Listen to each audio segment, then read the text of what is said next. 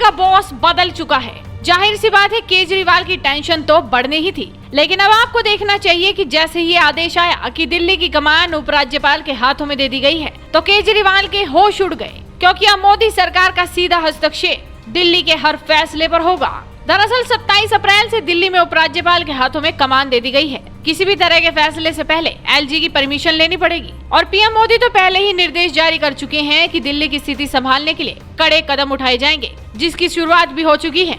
आपको बता दें कि दिल्ली में ऑक्सीजन की कमी लगातार बनी हुई है। इसी को लेकर दिल्ली हाईकोर्ट में लगातार सुनवाई भी चल रही है। दिल्ली हाईकोर्ट ने ऑक्सीजन की कमी पर अस्पतालों पर सवाल उठाया। कोर्ट ने कहा कि लोगों ने बड़े बड़े अस्पताल तो खड़े कर दिए, लेकिन कभी अस्पताल में ऑक्सीजन प्लांट लगाने के लिए कदम नहीं उठाए। यही हाल सरकारी अस्पतालों का है। हम अब इतनी बड़ी समस्या से जूझ रहे हैं, दिल्ली सरकार ने आखिर किया क्या? हाईकोर्ट में फिर से फटकार लगी तो सीएम केजरीवाल की अकल ठिकाने आ गई। उन्होंने तुरंत आला अधिकारियों से बैठक की और स्थिति का जायजा लिया। इसके साथ ही राजधानी के अस्पतालों में ऑक्सीजन का स्तर बढ़ाने के विभिन्न उपायों पर चर्चा की। इस बैठक में स्वास्थ्य मंत्री सत्येंद्र जैन के अलावा स्वास्थ्य विभाग के सर्वोच्च स्तर के अधिकारी भी शामिल थे। जानकारी के मुताबिक मुख्यमंत्री ने बैठक में अधिकारियों को निर्देश दिए कि हर हाल में राजधानी में कोरोना संक्रमण को रोकने के प्रयास किए जाएं। कोरोना नियमों का विभागीय अधिकारियों और दिल्ली पुलिस का सहयोग लेकर कड़ाई के साथ पालन करना सुनिश्चित कराया जाए। दिल्ली में बढ़ते कोविड मरीजों के चलते अस्पतालों में ऑक्सीजन बेड की कमी का सामना करना पड़ रहा है। लिहाजा सरकार इन मरीजों को आसानी से ऑक्सीजन बेड मुहैया कराने के उद्देश्य से ज्यादा ऑक्सीजन बेड बढ़ाने पर अब जोर दे रही है। सरकार ने ये भी निर्णय लिया है कि जिन मरीजों का इलाज उनके घर पर ही किया जा सके,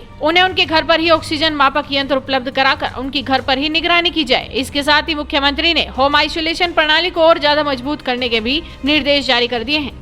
आपको बता दें कि दिल्ली के सीएम अरविंद केजरीवाल ने एक्शन तब शुरू किया जब दिल्ली में बॉस बदल चुका है।